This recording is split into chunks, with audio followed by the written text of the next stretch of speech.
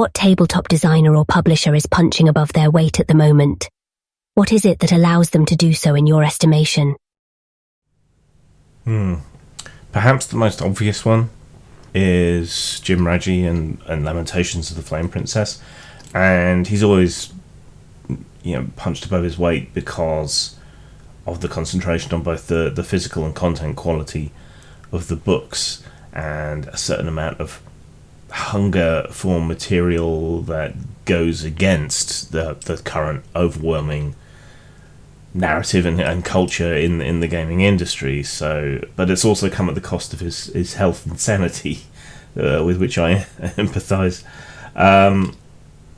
So that's how he does it, by being willing to take enormous risks that a lot of people wouldn't feel able to do, I think, and commitment to the bit, you might say, though I think is genuine and it's not a bit. Again, I sympathise. I would say Wizards of the Coast are punching above their weight, because if you look at the quality and content of the material that they have been putting out, it's not great. And yet, simply by being the custodians of the game, Dungeons & Dragons, which until recently accounted for something like 85% of the market, right? They can kind of coast.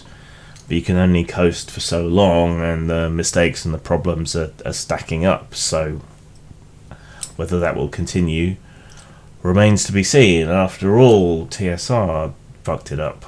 So who knows?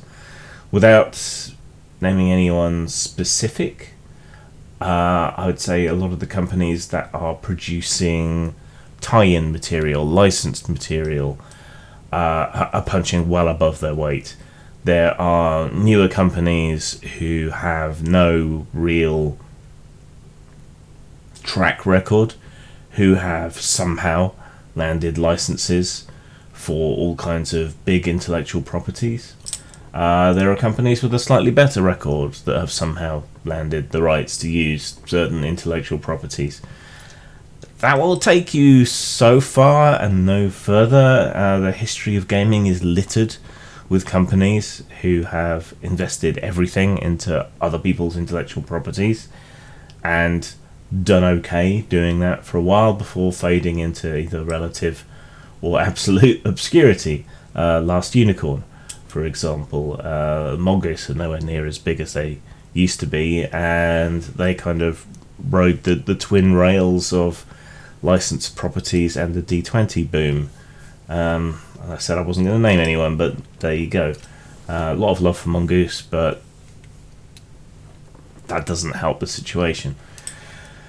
I would also say the more political products, cashing in on people's activism and virtue signaling, and while that's more on the left, it's certainly also true of the right as well, and it's also bloody tiresome and boring, but people get a bee in their bonnet, and it will sell stuff undeservedly, in my opinion, because at the end of the day there should be a good game underneath everything else, and that's what you should fixate on and focus on, rather than having the correct politics or bashing the right people or buying something just because it's been censored from most platforms, or any of this other nonsense that goes on.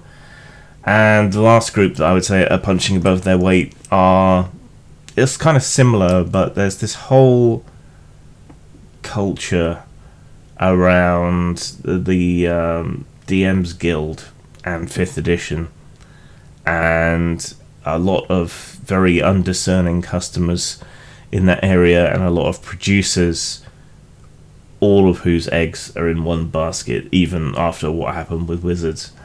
And what's going to happen with 1D&D? What's going to happen with 6th edition? Is there going to be that really strong continuity 5th edition, or not, even with the OGL question dealt with history suggests that we've had the boom, now we'll have the bust. A lot of them are making money out of having the right politics. Is that going to continue, or is that cycle finally going to end? A lot of them are making a huge amount of money off Kickstarters and things, which tends weirdly to lead to projects failing and so on. So how long is that going to continue? One wonders. And that's all uncharacteristically judgmental of me, but I think a lot of the hobby is currently punching above its weight, and I intuit that there is a reckoning coming.